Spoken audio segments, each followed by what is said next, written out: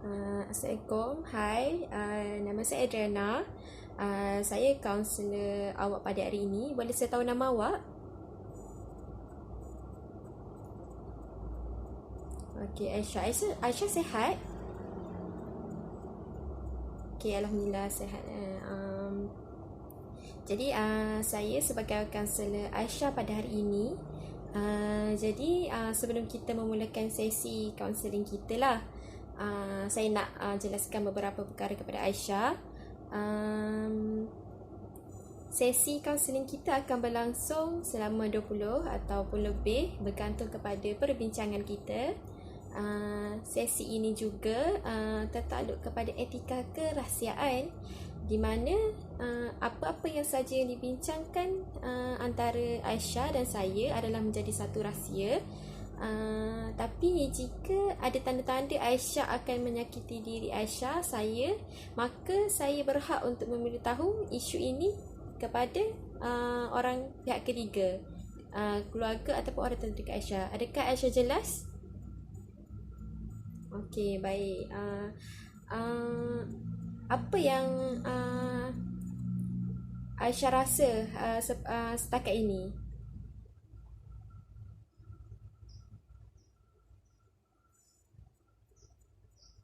Maksudnya Aisyah rasa tenang ke? Berdebar ke?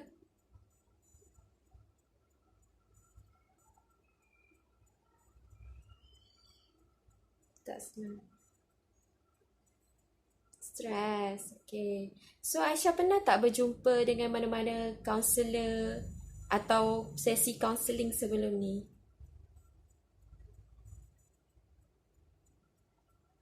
Okay, tak pernah pergi kaunseling. So, kalau macam tu, ni adalah kali pertama lah Aisyah bertemu dengan kaunselor pada hari ini. Jadi, apa tujuan Aisyah bertemu dengan kaunselor dengan saya pada hari ini? Saya sebenarnya ingin berkongsi masalah sebab rasa macam ni saya rasa berat sebab sekarang ni saya rasa stres belajar sebab saya selalu sekarang ni kena duduk dekat rumah kan, tak boleh ke college. Betul. So saya ada masalah belajar. So, Aisyah cakap Aisyah stres sebab sekarang tak boleh pergi belajar dan tak boleh pergi masuk kelas lah maksudnya. Betul. Ya, betul. Aisyah belajar dekat mana? Saya belajar dekat Shah Alam. Shah Alam. Spesifiknya lebih dekat mana? Nama saya belajar dekat UiTM Shah Alam. UiTM Shah Alam. Okay. Aisyah ambil course apa? Saya ambil course accounting. Accounting. Jadi maksudnya Aisyah tak boleh nak pergi kelas macam biasalah disebabkan perintah kawalan pergerakan, betul? Betul. Okay. Jadi Betul. okay. Jadi pernah tak Aisyah macam cuba untuk mengurangkan stres tu ke? Saya cuba melalui tengok movie, cuba dengar lagu, muzik dekat YouTube. Tapi benda tu macam kejap je saya rasa hilang stres, tapi dia akan datang balik. Okay. Sebab saya rasa macam dengan persekitaran saya dekat rumah ni, bila saya belajar, saya rasa dia tak boleh nak fokus dan saya tak faham apa yang saya belajar, dia tak masuk. Menyebabkan saya stres. Walaupun saya spend banyak masa untuk study, tapi ia bukan tak efektif. Okay, saya faham maksud Aisyah. Aisyah dah lakukan tindakan yang bagus di mana Aisyah cuba untuk mengurangkan stres iaitu dengan lagu, melalui tengok movie. Itu adalah satu tindakan dari Aisyah yang sangat bagus untuk mengurangi stres. Tapi dalam pada masa yang sama, Aisyah masih tak dapat nak fokus kerana persekitaran Aisyah sendiri di rumah tu. Boleh saya tahu selalunya Aisyah kalau dekat rumah belajar dekat mana? saya belajar dekat dalam bilik. Okay. Biasanya saya akan tutup pintu bilik supaya tak ada gangguan. Tapi still, yelah sebab duduk dekat rumah ada adik, ada family member, yelah ada distraction. Yang menyebabkan saya nak fokus, adalah distraction yang datang, apa semua. So, jadi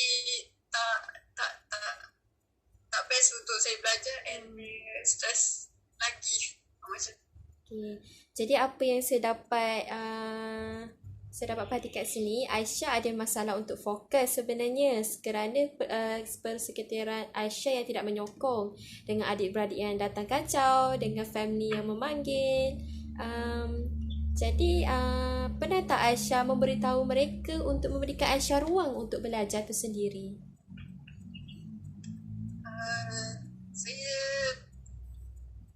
Saya nak beritahu dekat mereka, tapi saya rasa macam sebersalah saya. Macam mana? Masa saya nak menyinggung perasaan mereka juga, saya jadi dilema macam kata aku belajar, aku nak belajar ni, tapi saya rasa sebersalah untuk cakap macam tu. Saya nampak Aisyah pun dalam dilema juga sebenarnya, sebab yelah kita ada banyak tanggungjawab sebagai seorang pelajar dan sebagai seorang anak tu sendiri kan.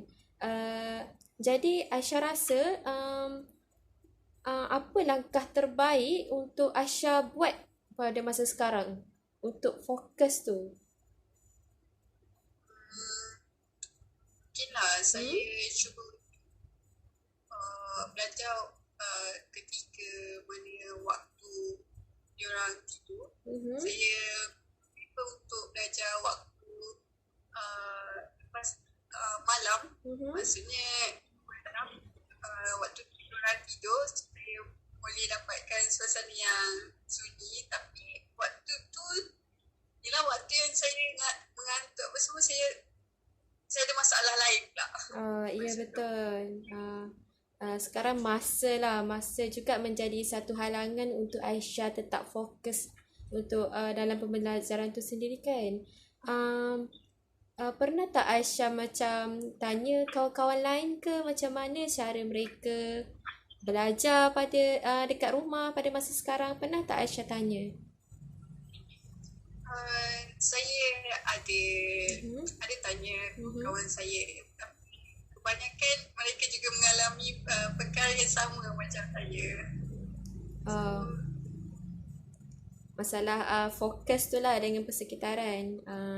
Baiklah, sebagai seorang pelajar sendiri buat masa sekarang ni, pernah tak Aisyah macam tertinggal kelas ke disebabkan persekitaran yang tidak menyokong Aisyah untuk belajar itu sendiri? Ya, saya ada tertinggal beberapa kelas online yang saya tak dapat join apabila lecturer buat kelas online. Disebabkan oleh masalah internet connection yang unstable apa semua. Pasal ada juga waktu yang macam mana saya cuba untuk belajar di waktu malam. So bila saya stay up tu saya mengantuk, dan keesokan harinya saya terlepas kelas disebabkan saya berjaga lewat malam untuk study. Jadinya Aisyah cakap yang kalau nak untuk cari waktu sesuai hanyalah untuk ketika waktu family Aisyah tengah tidur. Lepas tu baru Aisyah nak belajar. Tapi masalah isu Aisyah bila malam tu Aisyah pula mengantuk. Pernah tak Aisyah macam terfikir cara untuk tidak mengantuk pada waktu malam tu?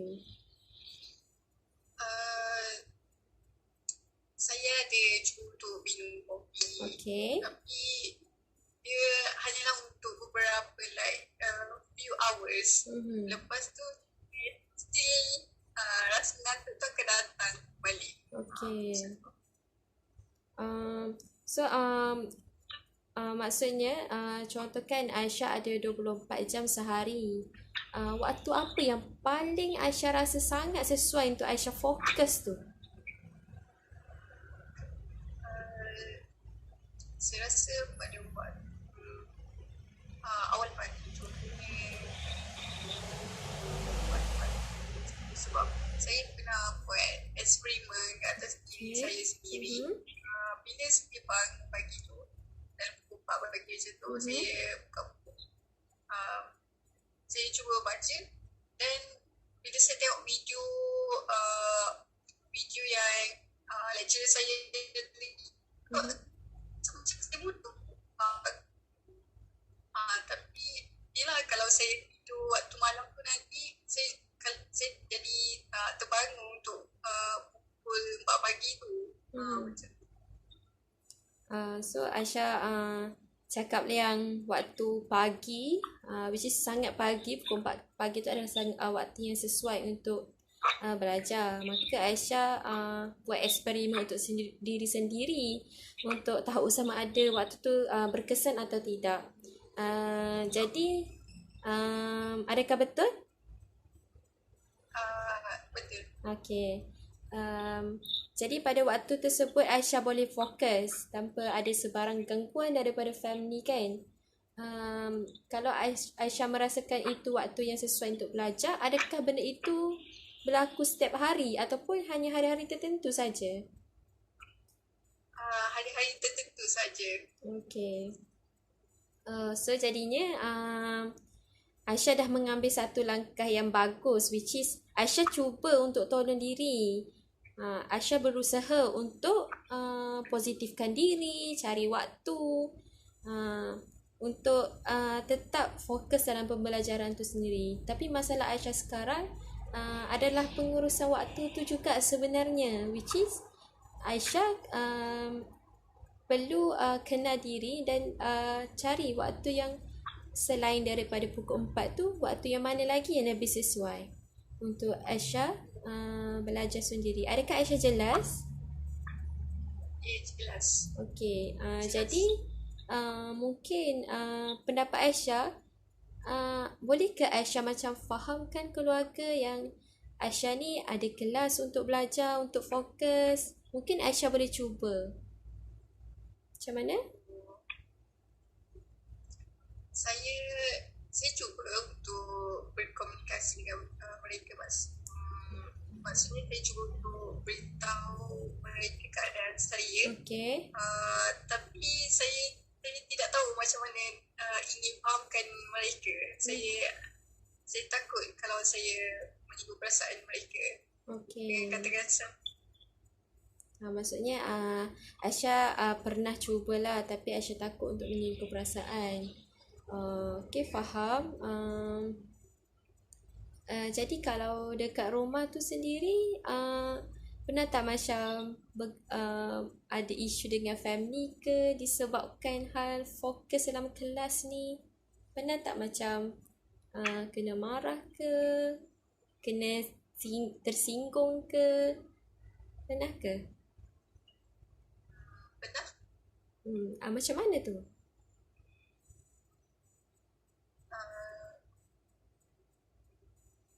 Saya waktu tu tengah online class. Okay. Ada adik saya datang, tiba-tiba masuk je bilik saya. Waktu tu saya tengah online class, lecturer tengah mengajar, ada adik datang masuk tiba-tiba je. Lepas tu saya jadi marah dekat adik saya. Tapi saya cuba tahan untuk tidak melepaskan marah saya kepadanya, dan saya suruh adik saya ke luar bilik. Okey. Jadi ada beberapa isu lah saya nampak daripada apa yang Aisyah ceritakan, which is satu, Aisyah tidak fokus dalam kelas. Dua, persekitaran Aisyah tidak menyokong. Tiga, waktu yang tidak sesuai untuk Aisyah belajar tu sendiri. Dan kadang-kadang Aisyah mengantuk untuk belajar pada waktu yang Aisyah rasa benda tu sangat sesuai untuk Aisyah belajar. Betul ke? Betul, betul. Okey, untuk pernah ke beberapa cara yang Aisyah rasa untuk sekarang ni, setelah sesi kaunseling kita, Aisyah rasa macam beberapa cara untuk Aisyah boleh buat untuk seimbangkan family dengan pembelajaran. Pendapat Aisyah rasa macam mana? Mungkin saya boleh fikirkan cara yang lain untuk saya overcome masalah fokus tadi. So untuk beritahu family saya untuk faham keadaan saya sekarang, saya tengah belajar nak mendapatkan fokus dengan cara yang baik kepada mereka agar saya tidak menyinggung perasaan mereka pula. Dan cuba untuk mencari waktu study yang lebih sesuai untuk saya lebih fokus untuk faham. Betul. Aisyah telah Aisyah dah rasa ada beberapa cara untuk Aisyah memaksimumkan isu-isu Aisyah tersebut tadi. Jadi itu adalah satu langkah yang sangat baik, which is sangat bagus untuk Aisyah improve diri untuk jadi lebih baik untuk next time, be better person. Jadi mungkin selepas ini Aisyah boleh jalankan apa yang Aisyah nak buat tadi, dan Aisyah boleh cuba, sebab kalau kita tak cuba kita tak tahu.